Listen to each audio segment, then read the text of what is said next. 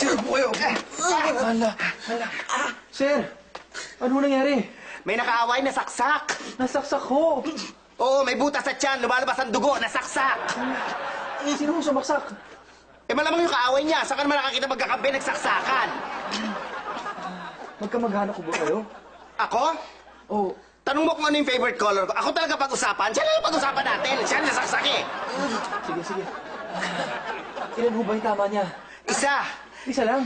Bitin ka. Gusto mo dagdagan? Tawagan natin sumaksak. Gusto mo? Tawagan natin. Di ho. Okay lang ho. Malalim ho ba yung tama niya? Bantayan mo, kukuha ko ng ruler. Ano ka ba? Hindi ko na alam eh. Gusto ko malaman kaya kailangan ng doktor. Marami na bang dugo na wala?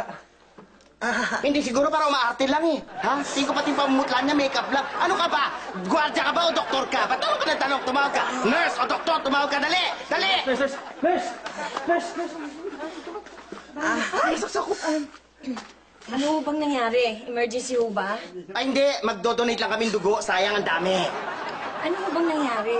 Ay, tanong ka naman. Nagtanong na siya, nagtatanong ka na naman. Bakit hindi lang natin gabutin to? Mamamatay na to eh.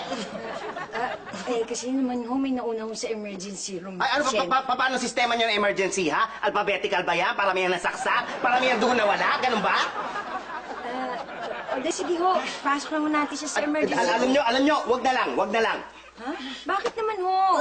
Ang daming question and answer. Nagtanong yung gwardiya, nagtanong ang nurse. Ano susunod? Janitor, cashier, karpintero, tubero? Bago totoong doktor, pupunta lang kami sa hardware, bibili lang ako duct tape, duct tape ko lang yung saksak niya. Baka magtagal pa ang buhay niya, kaya sa hintayin kayo.